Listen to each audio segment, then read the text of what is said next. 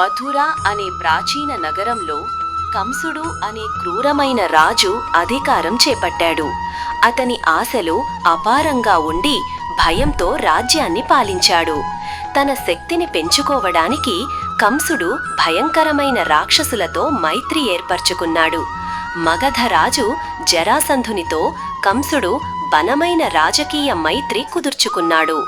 కంసుని క్రూరత్వం వల్ల యాదవులు తమ రాజ్యాలను వదిలి ఇతర దేశాలకు పారిపోయారు. దేవకి, వసుదేవులను కంసుడు కారాగారంలో బంధించాడు.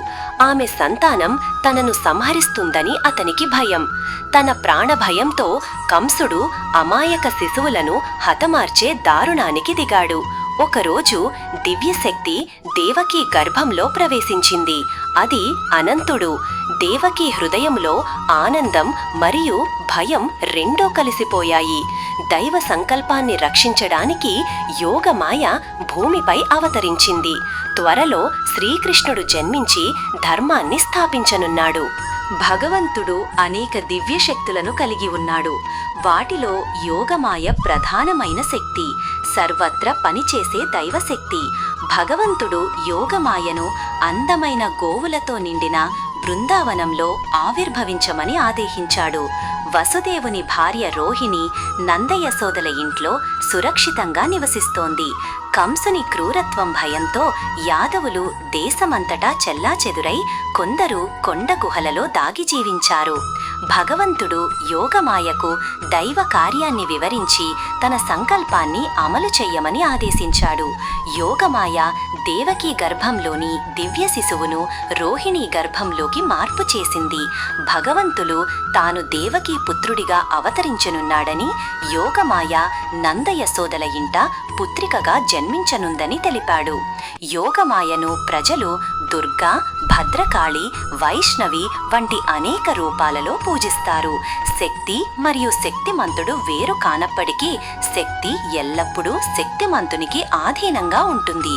దేవకీ గర్భం నుండి మార్పు చేయబడిన శిశువు సంకర్షణుడు తరువాత బలరాముడిగా ప్రసిద్ధి చెందాడు.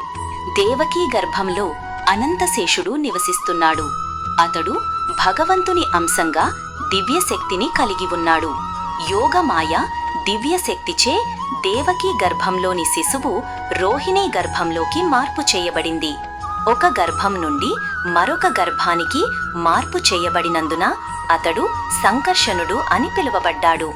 బలరాముడు ఆధ్యాత్మిక బలానికి మూలం. ఈ బలం ద్వారా మనిషి నిజమైన ఆనందాన్ని పొందగలుగుతాడు. ఈ దివ్యశక్తి విశ్వాన్ని నిలబెడుతుంది. ఇది సంకర్షణుని అదృశ్య శక్తి. బలరాముడు ఆది గురువు. ఆయన ఆత్మజ్ఞానానికి మార్గదర్శి.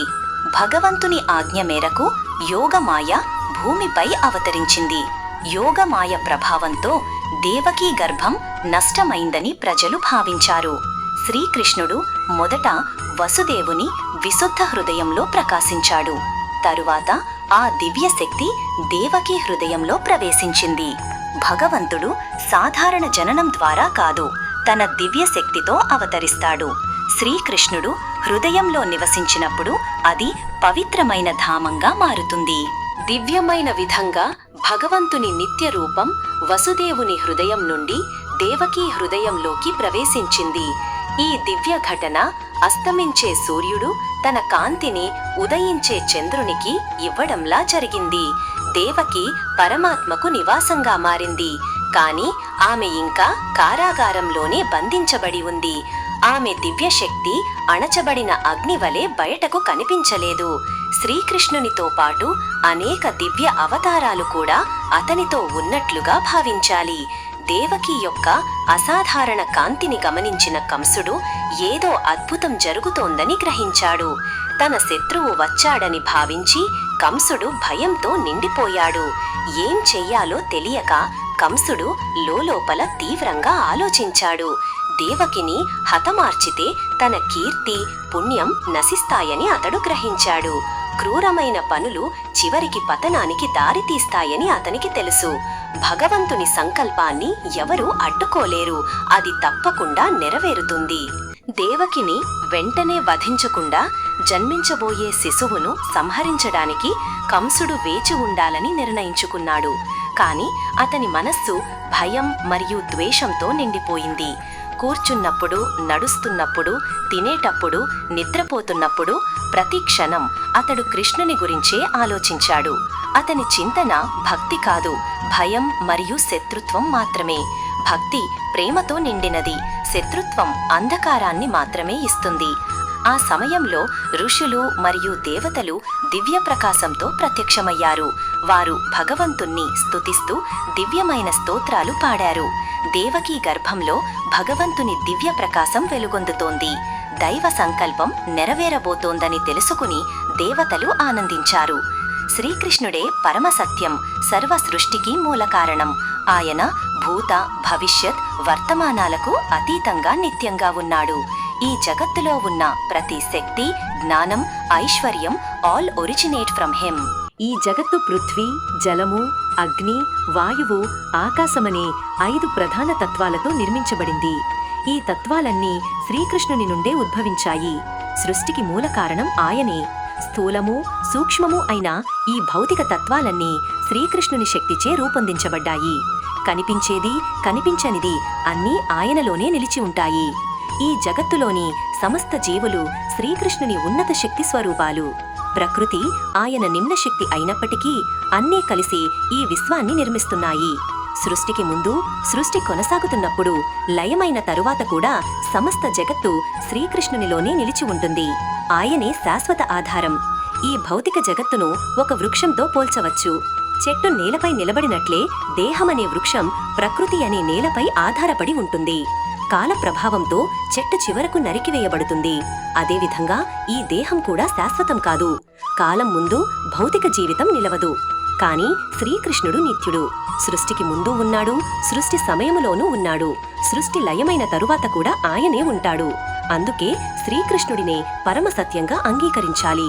ఆయన శాశ్వతుడు, మార్పు లేనివాడు, కాలానికి అతీతుడు. ప్రకృతి అనే నేలపై నిలిచిన దేహాన్ని ఉపనిషత్తులు ఒక మహావృక్షంతో పోల్చాయి. ఈ వృక్షమే భౌతిక జీవితం మరియు సంసారానికి ప్రతీక. ఈ దేహమనే వృక్షంపై 2 పక్షులు నివసిస్తున్నాయి. ఒకటి జీవాత్మ, మరొకటి హృదయంలో నివసించే పరమాత్మ స్వరూపుడైన శ్రీకృష్ణుడు. జీవాత్మ ఈ వృక్ష ఫలాలను ఆస్వాదిస్తుంది. కొన్నిసార్లు సుఖాన్ని, మరికొన్నిసార్లు దుఃఖాన్ని అనుభవిస్తుంది. పరమాత్మ మాత్రం ఆ ఫలాలను ఆస్వాదించడు. ఆయన ఆత్మ సంతుష్టితో నిండినవాడు. కేవలం సాక్షిగా జీవుని కర్మలను గమనిస్తాడు. ఈ వృక్ష మూలాలు 3 దిశల్లో విస్తరించి ఉంటాయి. అవే సత్వ, రజస్, తమో గుణాలు. వీటి ప్రభావంతో జీవుడు సంసారంలో మరింతగా చిక్కుకుంటాడు. ఈ వృక్షానికి ధర్మం, అర్థం, కామం, మోక్షం అనే 4 ఫలాలు ఉన్నాయి. జీవులు తమ గుణసంగత్యాన్ని బట్టి వీటి రుచిని అనుభవిస్తారు. శోకం, మోహం, ముసలితనం, మరణం, ఆకలి, దప్పిక ఇవి జీవుడిని నిరంతరం బాధించే 6 కొరడా దెబ్బలు. ఈ దేహం 7 పొరలతో కప్పబడి ఉంటుంది. పృథ్వీ, జలం, అగ్ని, వాయువు, ఆకాశం, మనస్సు, బుద్ధి, అహంకారం అనే 8 శాఖలతో ఇది విస్తరించింది. ఈ దేహానికి 9 ద్వారాలు ఉన్నాయి. ప్రాణ, అపాన, ఉదాన, వ్యాన, సమాన మొదలైన 10 వాయువులు దీనిలో సంచరిస్తూ జీవనాన్ని కొనసాగిస్తాయి. హృదయంలో జీవాత్మ, పరమాత్మ ఇద్దరూ నివసిస్తారు. జీవుడు అనుభవిస్తుంటే పరమాత్మ ప్రేమతో సాక్షిగా గమనిస్తూ మార్గదర్శనం చేస్తాడు.